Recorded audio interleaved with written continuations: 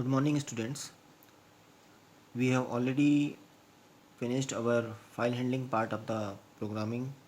Now, our new topic is using Python libraries. So, first of all, we have to know what is a library. A library is a collection of modules that perform some specific task. It means a library consists of different modules, and a library performs some specific kind of task. It is some special task, and all these tasks are different. For example, NumPy library of Python, through which we perform some mathematical functions and we are able to handle numeric array. There is a library NumPy in Python which can handle some complex mathematical functions, and through this we are also able to handle numeric array. Numeric array are similar to list in Python. So we can also say that list is a type of numeric array. So to handle these types of arrays, we can use NumPy libraries. Okay, no other library can handle these types of arrays. So that's why it is called some specific task. So a library consists of some functions which can handle some specific task. Now there are some commonly used libraries in Python. First one is Python standard libraries. The Python standard library consists of various modules. This library of Python contains various modules which perform different functions. Some commonly used modules in this library are, so Python standard libraries perform some general modules which we commonly used in our programs. Some examples are given here. First one is math module. It consists of various mathematical functions such as cos x, sin x, log x, power, all these pi, all these mathematical terms and functions are used in math module. So we can generally use math module in our programming. Then another one is CMath module. CMath module generally used to handle complex numbers. It consists of various complex number functions. Generally it is not in our syllabus, so we are not going to discuss it. Random module. Random module are used to generate some random numbers.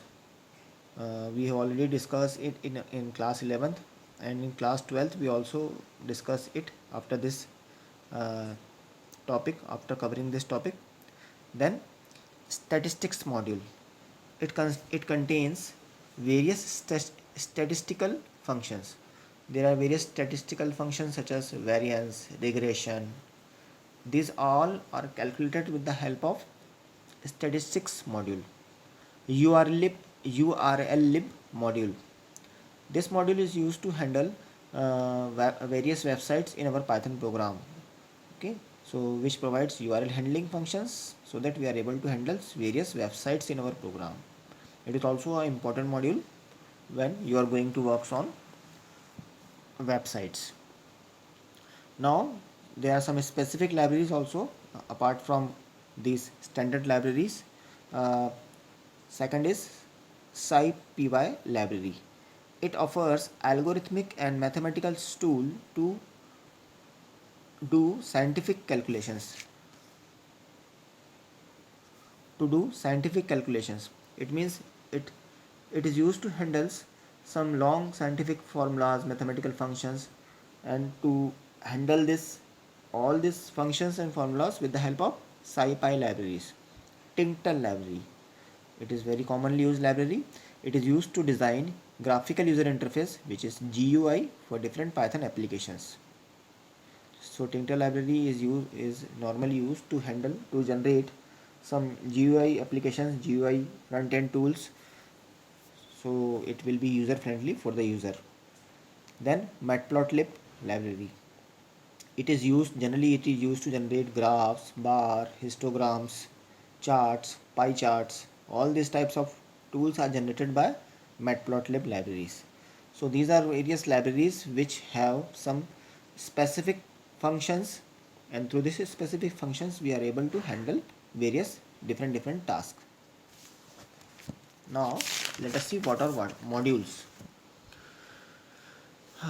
A library consists of various modules. So what is a module? Generally a program is divided into small individual units called module. uh, a program here we say is not a small program. A small here is a large program which perform different tasks. So in general programming terminologies, a program is divided into different small individual units, and these individual units are called modules, and this module perform different tasks separately. So that's why they are called individual units. The main feature of module are that they can be reused in another program. So the main feature of the module is that their reusability.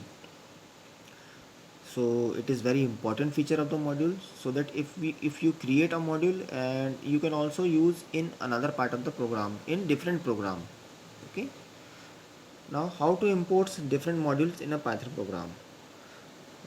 To import modules in a Python, there are two different ways. First one is to import entire module. There are various ways to import entire module. For example, import time. Time is a module. So to import the whole time module, we can simply write import time. Here time module is imported. Whole time module is imported. Second example, import decimals module as well as fraction module. Here we are importing two different modules in a single import statement. What is written in the comment? Two modules, decimals and fractions, are imported with single import statement. So we can import two modules, two or more than two modules in a single import statement. Third example, import math as m. We can give alias to our original module. So here we are giving name to m to math module. So module is imported and given a alias name. Here it is a alias name, m is a alias name. How to use this? We can use this. To use these modules, we simply write module name or alias name dot their function name. Actually module consists of different functions. So to use the module function, we can use the module name or alias name dot function name. Example is m dot seal. M is the alias for math module over here. So we write simply m dot seal, or we can write math dot seal, and the value of x, whatever, it will depend on it. Now these are the examples of importing whole module. And second way is to importing selected object from a module. Now here we are not importing the whole module, we are importing some selected objects from a module. So to import selected objects, we can use from. We can use from module import. We can use from module import, and as per the following syntax. Look at the syntax: from module import and the object of the module. Object means various functions or various constants we can use from the module. For example, look at here. To import single object, to import a single object from the module, we can use from. So here the example is from. Here is the module name math import, and we are importing single object pi. Pi is in math module, so we can import single object pi. uh, if we are using some another functions of the module, so we are not able to handle, because we are only importing a single object pi. So we can simply write print pi. One thing is to be noted here, that we are not writing print math.py, because you don't have any need to qualify the imported item. This is imported item by its module name. If we are importing an object from with the help of from, so we know there is no need to qualify the item. So there is no need to write print math.py, because we are importing the single object from with the help of from keyword. So there is no need to write print math.py. okay, when we use from. This is the important thing, keep it notice. Another way is to import multiple objects. Here we are importing single object. So if we want to import multiple objects, what we do?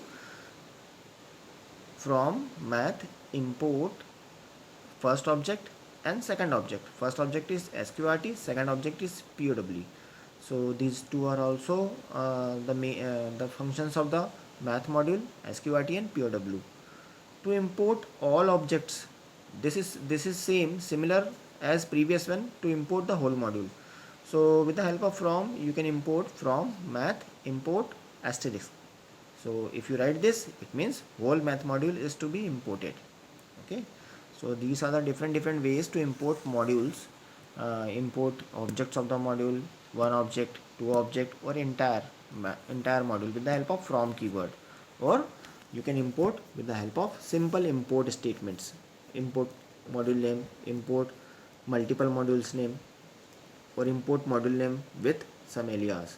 So practice this and go through this. In our next part we will see how Python libraries are important, or how we can create a library.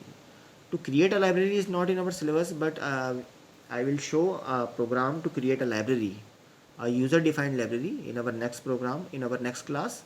So till now you can practice this or read this carefully. I am sending the notes of this also. Okay, goodbye.